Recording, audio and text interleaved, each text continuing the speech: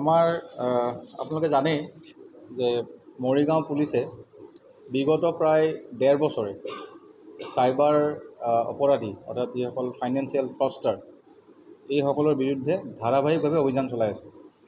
আৰু ইতিমধ্যে সময়ে সময়ে আপোনালোকে গম পাইছে যে আমি তেনেকৈ বহুকেইজন তেনেকুৱা অপৰাধী আমি আটক কৰিছোঁ, জেল হাজতত আছে। আৰু যিবোৰ কেছত তেওঁলোক ইতিমধ্যে আটক কৰা হৈছে বা এৰেষ্ট কৰা হৈছে বা জেলত পঠোৱা হৈছে সেইবিলাকৰ আমি চাৰ্জশ্বিটো মাৰিছোঁ। চ' সেই অভিযানৰ যিটো অংশস্বৰূপে আমাৰ যোৱাকালি আমি মৰিগাঁও পুলিচে আমি কেইবাটাও দলত বিভক্ত হৈ পেলাই গুৱাহাটীকে ধৰি মৰিগাঁও জিলাৰ বিশেষকৈ লাহৰীঘাট, মৈৰাবাৰী, ঘোঁৰাগাঁও এই অঞ্চলবিলাকত আমি অভিযান চলাইছিলোঁ। আৰু আমাৰ ওচৰত বিভিন্ন খবৰ আহি আছিলে যোৱা কিছুদিনৰ পৰা যে মৈৰাবাৰী অঞ্চলৰ, লাহৰীঘাট অঞ্চলৰ তেনেকুৱা কেইবাজনো যুৱক, কেইবাজনো এনেকুৱা ছাছপেক্টেড অপৰাধী যি ফাইনেন্সিয়েল ফ্ৰড প্লাছ যাক আমি কওঁ যে তেওঁলোকে অনলাইন এপছ বা এইবিলাক ভুৱা তথ্য, ভুৱা আধাৰ কাৰ্ড বনায়, ফেক পেন কাৰ্ড বনায়, ফেক ফটোগ্ৰাফ বেলেগৰ পেষ্টিং কৰি পেলাই বিভিন্ন কোম্পানীক তেওঁলোকে সৰ্বশ্ৰান্ত কৰিছে, বহুত মানুহক তেওঁলোকে সৰ্বশ্ৰান্ত কৰিছে। তো সেনেকুৱা তথ্য আমাৰ ওচৰত আহি আছিলে। আৰু যোৱাকালি আমি তেনেকৈ বিভিন্ন টীমত বিভক্ত হৈ পেলাই প্ৰথমতে আমি গুৱাহাটীত ৰেড মাৰিলোঁ, গুৱাহাটী দিছপুৰ পুলিচৰ সহযোগত হেঙেৰাবাৰীত। আৰু হেঙেৰাবাৰীৰ পৰা আমি দুজনক আটক কৰিলোঁ। এজন হ'ল আতাবুৰ আৰু এজন হ'ল ৰাকিবুল। আতাবুৰ ৰহমান আৰু ৰাকিবুল দুয়োজন হ'ল মৈৰাবাৰীৰ। আৰু আচৰিত কথাটো এইটোৱে যে আতাবুৰ প্ৰথম যেতিয়া আমি চাইবাৰ অপৰাধীৰ বিৰুদ্ধে আমি অভিযান চলাইছিলোঁ তাত এৰেষ্ট হৈছিলে। আৰু বহুদিন ধৰি আমি বিচাৰি আছিলোঁ, বিভিন্ন কথাত ইনভলভমেণ্ট পাই, কিন্তু আমি পোৱা নাছিলোঁ। গুৱাহাটীত থাকে। চ' আমি গুৱাহাটী পুলিচৰ সহযোগত তেওঁলোকক ধৰিলোঁ আৰু তেওঁলোকৰ পজিশ্যনৰ পৰা আমি প্ৰায় ১৭২খন চিম কাৰ্ড পালোঁ, 13টা মোবাইল ফোন পালোঁ, 20খন আধাৰ কাৰ্ড, কেইবাখনো পেন কাৰ্ড, কেইবাটাও বেংকৰ নথি পত্ৰ আমি উদ্ধাৰ কৰিবলৈ সক্ষম হ'লোঁ। তাৰ লগে লগে চাইমালটেনিয়াছলি আমি গোটেই জিলাখনতে আমাৰ বিভিন্ন OC ঘোঁৰাগাঁও, OC লাহৰীঘাট আৰু মৈৰাবাৰীৰ আমাৰ IO আৰু বিভিন্ন আমাৰ অফিচাৰসকলে লগ লাগি পেলাই আমি সকলোৱে গোটেই ৰাতি অভিযান চলালোঁ। আৰু এই অভিযানত আমি 12জন, অৰ্থাৎ গোটেই অভিযানত আমি 14জন তেনেকুৱা অপৰাধী আমি আটক কৰিলোঁ। আমাৰ সোধপোছ চলি আছে আৰু গোটেই অভিযান কালত আমাৰ বিভিন্ন ধৰণৰ আমি তথ্য পাতি আমি উদ্ঘাটন কৰিলোঁ, আমি পালোঁ। তাৰ ভিতৰত মই এটা আপোনাক দিব বিচাৰিছোঁ, পিকচাৰটো দিব বিচাৰিছোঁ। টোটেল আমি চিম কাৰ্ড পালোঁ 396, 396খন আমি চিম কাৰ্ড পালোঁ।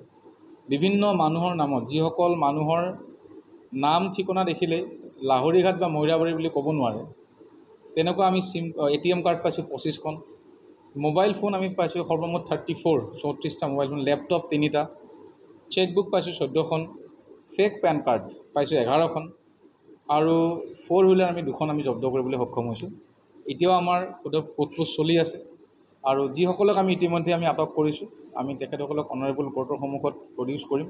মই নামসমূহ আপোনালোকৰ লগত কৈ দিছোঁ: আছাদুল্লাহ, নেকিবুৰ ৰহমান, ইনামুল হক, মতিবুৰ ৰহমান আৰু মহম্মদ কাব্বাল হুছেইন আৰু আকৰামুল হক। এই 6জন আছিলে মৈৰাবাৰী এলেকাৰ। দ্বিতীয়তে গুৱাহাটীৰ পৰা যি দুজন ধৰা হৈছিলে, আতাবুৰ ৰহমান আৰু ৰফিকুল ইছলাম, এই দুজনো মৈৰাবাৰীত পৰে।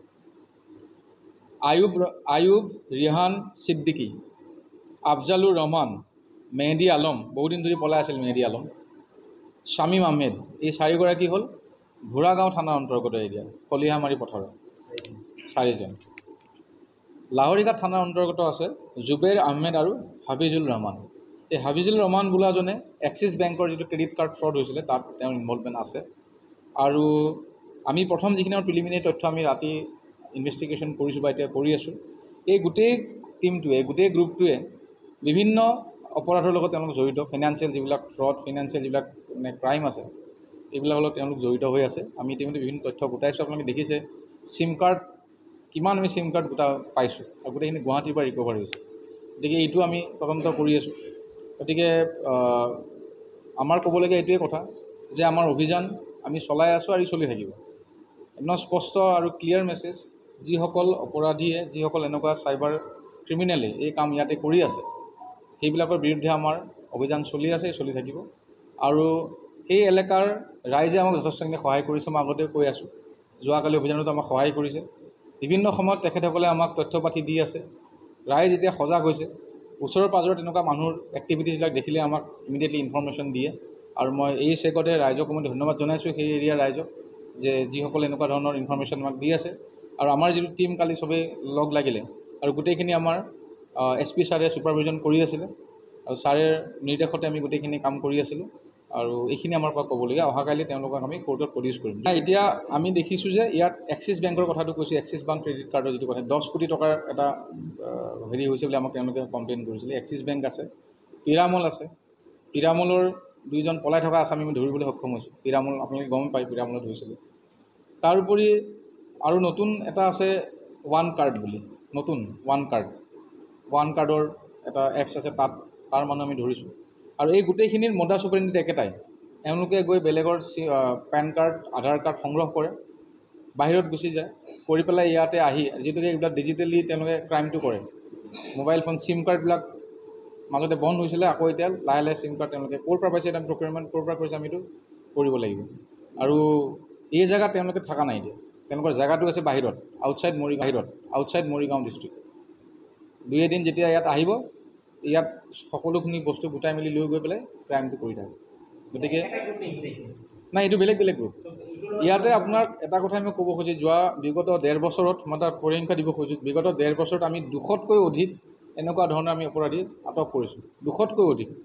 আৰু গোটেইখিনি যদি চায়, সেই গোটেই এৰিয়াটোতে আপুনি 4-5টা ঘৰ এৰি এটা এনেকুৱা ধৰণৰ ইনভলভমেণ্ট থকা মানুহ বিচাৰি পাব। মানে চাম হওক ক'ৰবাত নহয় ক'ৰবাত ৰিলেটেড।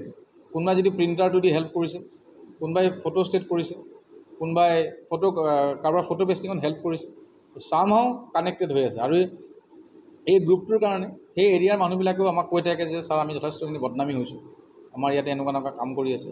গতিকে এতিয়া তেওঁলোকেও খুব সজাগ হৈছে।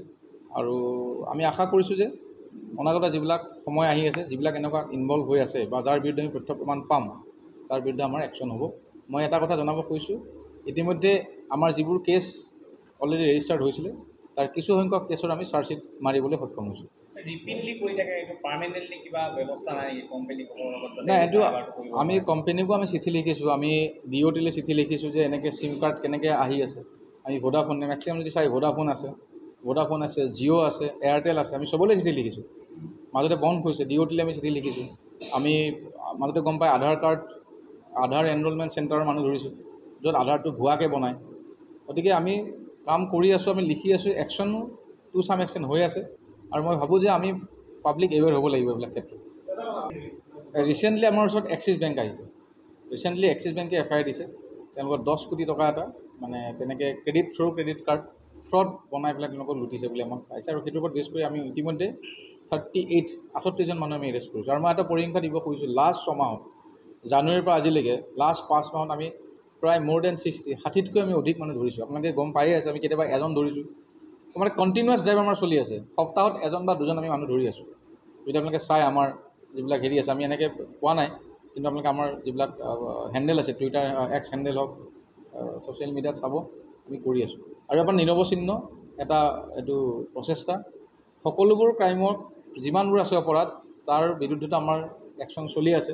কিন্তু আমি এই চাইবাৰ যিসকল মানে ক্ৰিমিনেল, যিবিলাক মানে ফিনেন্সিয়েল যিবিলাক ফ্ৰডষ্টাৰ আছে, তাৰ বিৰুদ্ধে আমাৰ স্পেচিয়েল অপাৰেশ্যন চলি আছে। গ্ৰুপত গ্ৰেপ্তাৰ 3জন আছে। এজনটো হ'ল ভেটাৰান, আতাবুৰ ৰহমান, যে গুৱাহাটীৰ পৰা ধৰিছোঁ, আতাবুৰ ৰহমান। এজন আছে ইনামুল হক, এজন আছে আছাদুল্লাহ। এই 3জন ব্যক্তিক আমি আগতে এবাৰ এৰেষ্ট কৰিছোঁ। আকৌ বাকী 2জনে কৰিছে নে? আটাগুৰে গুৱাহাটীত থাকি যিটো কৰ্মকাণ্ড কৰে, যিটো আমি আমাৰ টিমে গৈ কালি দেখিলে, যে এটা যি ঘৰত ছেটআপ বনাই লৈছে, তাত মানে আপোনাৰ লেপটপ, প্ৰিণ্টাৰ, মানে এটা সাংঘাতিক এটা ছেটআপ বনাই লৈছে। গতিকে যি আমাৰ ইনফৰ্মেশ্যন যেতিয়া আমি পাই থাকিম, তাৰ বিৰুদ্ধে আমাৰ একশ্যন চলি থাকিব। ডেফিনেটলি কৰিছিলোঁ, পৰিচয় লুকুৱাব চেষ্টা কৰিছিলোঁ। গতিকে সেইখিনি এতিয়া আৰু বাকী কি তথ্য গোটাব পাৰোঁ, এইখিনি আমাৰ 2দিনমানৰ আগত এজন মুন্সি বুলি এজন মানুহক ধৰা হৈছিলে। আমাৰ ৰিমাণ্ডত আছে। তাৰ VDP এজন তাৰ লগত সাঙুৰ খাইছিলে, যাক লৈ এখন কাজিয়া হৈছিলে। VDPয়ে টকা দাবী কৰা বুলি এটা অভিযোগ উত্থাপিত হৈছিলে। তেনেধৰণৰ লোকেলি যিবিলাক আচলতে আৰক্ষীৰ লগত যোগাযোগ, VDP আৰক্ষী এটা অংশ বুলি আমি ভাবোঁ। বিভিন্ন ক্ষেত্ৰত আপোনালোকক সহায় সাৰথি কৰে তেওঁলোকৰ লোক এনেধৰণে জড়িত হৈ তেওঁলোকক উৎসাহিত কৰাৰ অভিযোগ উত্থাপিত হৈ আছে মৰিগাঁও এই অঞ্চলত আমিতো কালি VDP ছেক্ৰেটেৰিয়েটৰ পুতেকক এৰেষ্ট কৰিলোঁ প্ৰথম কথাটো হ'ল যাৰ বিৰুদ্ধে প্ৰমাণ পাম যোনে নহওক VDPৰ এজন ছেক্ৰেটেৰী পুতেকক কালি মই এৰেষ্ট কৰিছোঁ জুবেইৰ আহমেদ তেওঁৰ দেউতাক VDP পুতেকক এৰেষ্ট কৰিছোঁ আৰু বাকীটো বাদেই দিয়ক তেওঁ চাইবাৰৰ লগত জড়িত VDPৰ পুতেককে VDP ছেক্ৰেটেৰীৰ পুতেকক এৰেষ্ট কৰিছোঁ জুবেৰ ইয়াত জড়িত আছিল চাইবাৰত VDPৰ পুতেক তেখেত VDP ছেক্ৰেটেৰী হয় তেওঁৰ পুতেক জুবেইৰ আহমেদ তেওঁক আমি যোৱাকালি এৰেষ্ট কৰিছোঁ গতিকে বাকী কথা মই কি ক'ম গতিকে আৰু এজন VDPটো আজি বহুত দিন ধৰি পলাই আছে লাষ্ট 3 মান্থছৰ পৰা VDP ছেক্ৰেটেৰী নাই পলাই আছে এটা কথা একদম নিশ্চিত থাকক যাৰ বিৰুদ্ধে প্ৰমাণ আৰু যাৰ এতিয়া যিটো আপুনি কথা কৈছে তাৰ আমি এনকুৱাৰী দিছোঁ কাৰণ যদি তেনেকুৱা কিবা আছে ডেফিনেটলি একশ্যন হ'ব কিন্তু আমাৰ ক্ৰিষ্টেল ক্লিয়াৰ এজন VDPৰ ছেক্ৰেটেৰী VDP ছেক্ৰেটেৰীৰ পুতেক যোৱাকালি ৰাতি আমি এৰেষ্ট কৰিছোঁ থেংক ইউ